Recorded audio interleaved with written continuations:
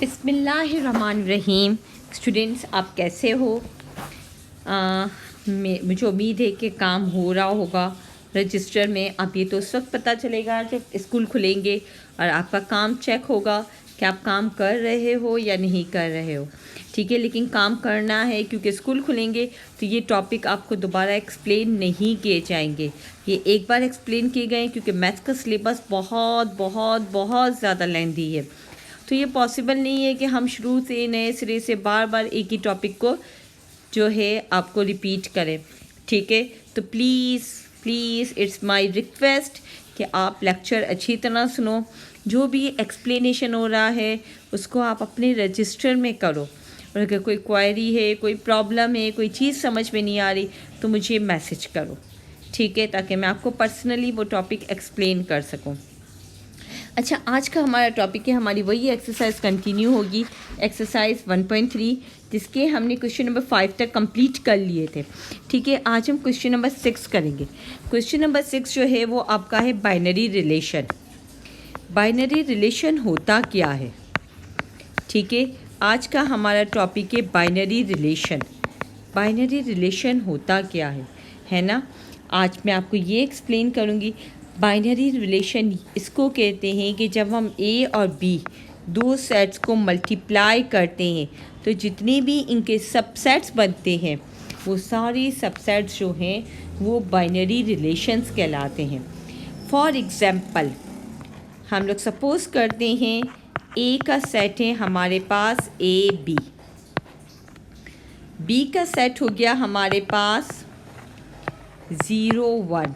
ठीक है, अब अगर हम इसका प्रोडक्ट निकालें ए मल्टीप्लाई बाय बी, मैंने आपको प्रोडक्ट निकालने सिखाया है ना, यानी it means a b multiply 0 1। तो ए मल्टीप्लाई बाय बी क्या होगा? ए 0 ए 1 बी 0 और बी 1। ठीक है, अब आप इसकी बाइनरी रिलेशन आप कैसे बनाओगे? आपकी मर्ज़ी है, कोई से भी सबसेट ले लो। ठीक है, ये आपके ऊपर डिपेंड करता है कि आप कोई सा भी रिलेशन ले लो। जैसे मैंने ले लिया A0 और A1, ये एक रिलेशन नंबर 1 बन गया। रिलेशन 2 मुझे बनाना है, मैंने कोई और उसका जो है ऑर्डर पेयर उठा लिया B0। ठीक है, एक ये बन गया। R3 मुझे बनाना है रिलेशन नंबर 3, मैंने ले लिया B0 B1। ठीक है, कोई से भी रिलेशन ले लो, जितने भी आप चाहो रिलेशन ले सकते हो, कोई भी ऑर्डर पेयर आप ले लो। तो ये आपके जो है बाइनरी रिलेशन बनते हैं, यानी A मल्टीप्लाई बाय B का जो प्रोडक्ट होता है उसके जितने भी सबसेट्स बनाए जाएं वो हमारे बाइनरी रिलेशन कहलाते हैं। ठीक है, आप किसी भी प्रोडक्ट के कितने बाइनरी रिलेशन होते हैं, अब देखो इसको कैलकुलेट करने का एक तरीका होता है। ठीक है, अब इसके कितने बाइनरी रिलेशन पॉसिबल हैं। ठीक है ना, अब हम इसके कितने रिलेशंस बना सकते हैं। अब अगर आप जब ये बना रहे हो बाइनरी रिलेशन तो आपके कितने ऑर्डर पेयर बने? 1 2 3 और 4। तो आप फॉर्मूला क्या अप्लाई करोगे? 2 power 4, it means 16। 2 multiply by 2 multiply by 2 multiply by 2 16, यानी इसकी 16 बाइनरी रिलेशन पॉसिबल हैं। सपोज़ करो अगर ए का सेट है जिसमें 3 मेंबर्स है और बी का सेट है जिसमें हमारे 2 मेंबर्स हैं। ठीक है, अब इसके कितने बाइनरी रिलेशन पॉसिबल हैं? तो इसको फाइंड करने के लिए पहले आप इसका प्रोडक्ट निकालो। प्रोडक्ट निकालेंगे 1 2 1 4 2 2 2 4। ठीक है, अच्छा 3 2 3 4। तो कितने पॉसिबिलिटी, कितने ऑर्डर पेयर बने? 1 2 3 4 5 6, it means 2 power 6। 2 power 6 means 2 multiplied by 2 multiplied by 2 multiplied by 2, 1 2 3 4 5 and 6। 2 2s are 4, 4 2s are 8, 8 2s are 16, 16 2s are 32, 32s are 64। It means that कि इसके जो है 64 जो है रिलेशन पॉसिबल है। Is that clear? समझ में आया? इस तरीके से अगर आपके पास MCQ में आता है कि suppose that if A has 3 members, B has 2 members, A has 3 members, B has 2 members. So how many binary relation can be exist? So how can you will do this? You will first find out the binary product. हम इसका product निकाल लेंगे, multiply कर देंगे, जितने भी order pair होंगे उस नंबर को हम पावर बना देंगे और उसको 2 की पावर बनाएंगे। सब में हम 2 की पावर बनाएंगे और फिर इसको कैलकुलेट करेंगे and we can find out the answer. ठीक है, ये आपका MCQ में आ सकता है। ठीक है, ये क्वेश्चन आपका MCQ में आ सकता है। अच्छा, अब domain and range of a binary relation. Domain और रेंज क्या होती है? ठीक है ना, हमें अगर डोमेन और रेंज निकालनी हो, सपोज दैट मेरे पास एक सेट है A is equal to XYZ। ठीक है, और B का सेट हो गया मेरे पास 1 2 5। अब हम इसका प्रोडक्ट निकालते हैं। ठीक है ना, इसका हम प्रोडक्ट निकालते हैं A मल्टीप्लाई बाई B। ठीक है, X1 हो गया, X2 हो गया, X5 हो गया। ठीक है, इसी तरीके से Y1 Y2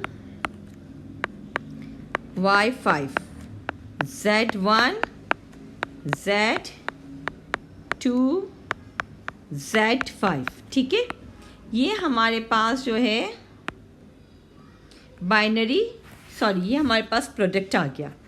ठीक है, अब इसके कितने बाइनरी रिलेशन पॉसिबल हैं कैलकुलेट करें। 1 2 3 4 5 6 7 8 9। It means 2 power 9। हम 2 पावर 9 को कैलकुलेट करते हैं तो क्या आते? इट मीन्स 2 को 9 टाइम मल्टीप्लाई करना। 1 2 3 4 5 6 7 8 9।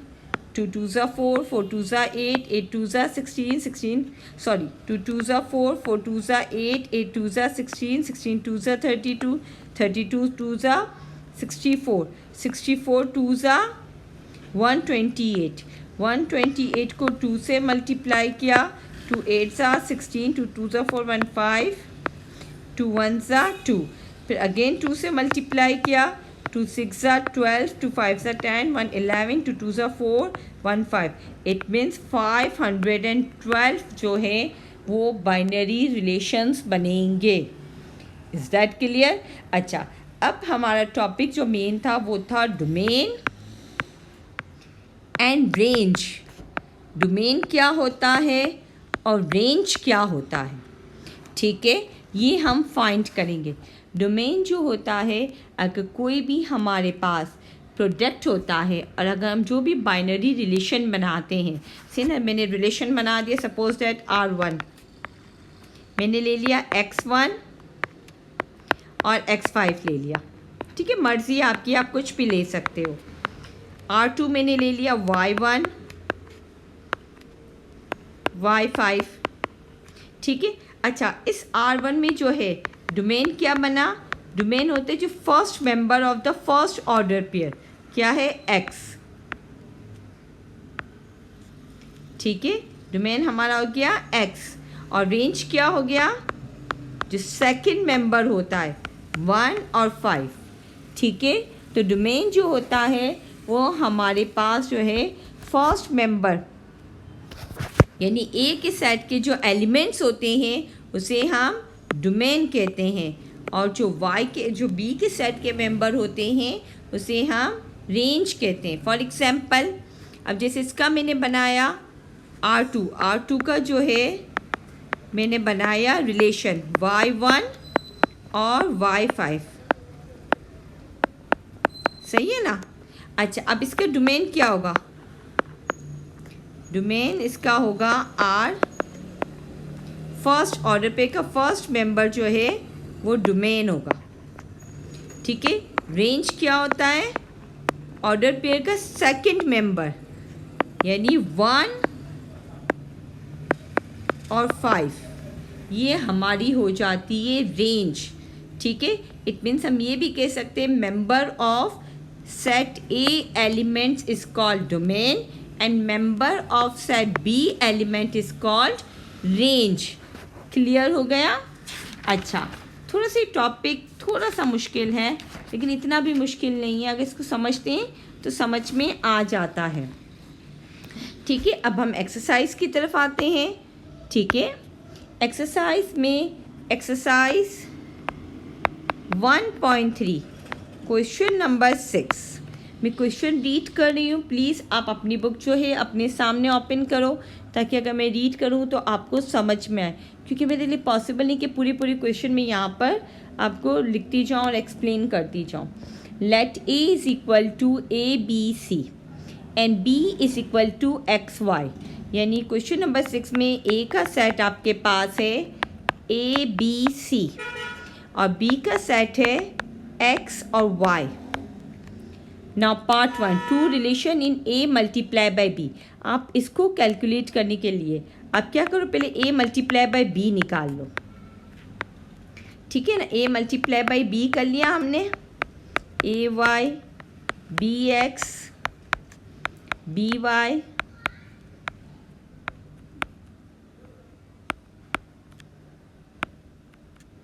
ठीक है। अच्छा, सी एक्स और सी वाई। ठीक है।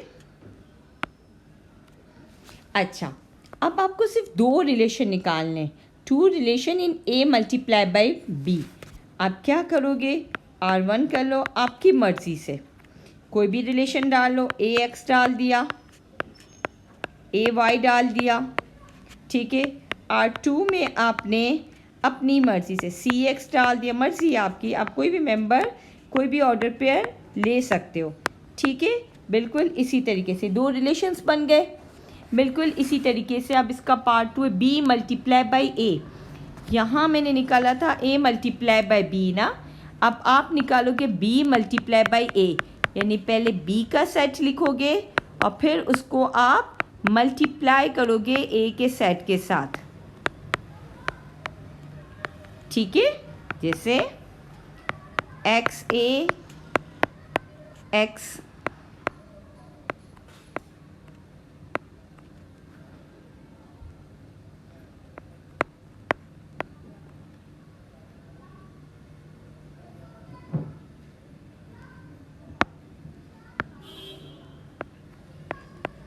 X B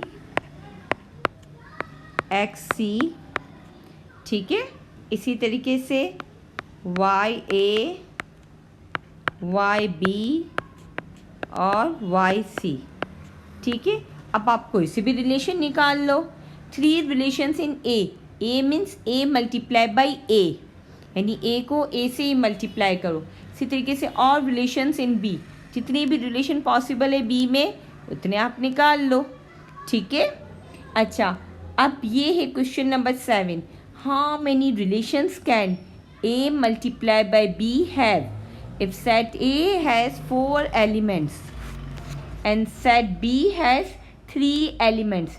It means that आपके पास कितने हो गए मेंबर्स, आपके पास हो गए ये सेट ए के मेंबर्स 4 है। इसका सिंपल सा वे है कि अगर आप इसका प्रोडक्ट ना निकालना चाहो, आप नहीं चाहते हो कि ए और बी का प्रोडक्ट बनाओ, आप कहते हैं सेट ए के पास कितने मेंबर्स हैं 4 और सेट बी के पास कितने हैं, सेट बी के पास है हमारे पास 3 मेंबर्स हैं। ठीक है ना, इसके 4 मेंबर्स हैं और इसके 3 मेंबर्स हैं। तो इसका क्विक और शॉर्ट वे है निकालने का। आप अगर नहीं चाहते हो कि इतनी बड़ी कैलकुलेशन करो, ठीक है, तो आप इसको सिंपल भी कर सकते हो। सिंपल कैसे कर सकते हो कि 4 को 3 से मल्टीप्लाई करो। क्या आंसर आया? 12। आप अगर इसका प्रोडक्ट नहीं निकालना चाहते हो, ठीक है, अगर आप नहीं चाहते हो कि इसका प्रोडक्ट निकले, तो आप 4 को 3 से मल्टीप्लाई कर दोगे। 12 आया। अब 2 की पावर 2 की पावर 12 कर दोगे।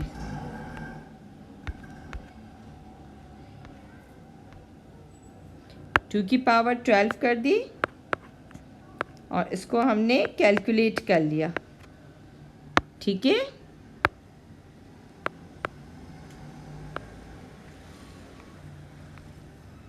और इस तरीके से हम इसको कैलकुलेट कर लेंगे 2 की पावर 12 और हमारे पास इसका आंसर आ जाएगा।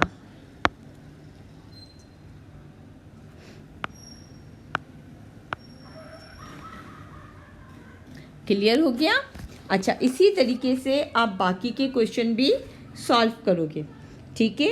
मेरे ख्याल से ये आपको क्वेश्चन समझ में आ गए होंगे। अब हम आगे का काम बाद में करेंगे, ठीक है। आपने क्या करना है, क्वेश्चन नंबर 6 और 7 को कंप्लीट कर लेना है। 2 की पावर 12 कैलकुलेट करोगे तो आंसर आपके पास जो आएगा उसको आप कॉपी कर लोगे। ये शॉर्ट वे है, आपको प्रोडक्ट फाइंड करने की ज़रूरत नहीं है, ठीक है। सारा वो ए मल्टीप्लाई बाय बी करने की ज़रूरत नहीं है। अच्छा, आगे के क्वेश्चन मैं आपको नेक्स्ट क्लास में एक्सप्लेन करूँगी। इसको कंप्लीट करना है, लेक्चर को बार बार सुनना है ताकि अच्छी तरह से समझ में आ जाए, ठीक है। ओके, अल्लाह हाफ़िज़।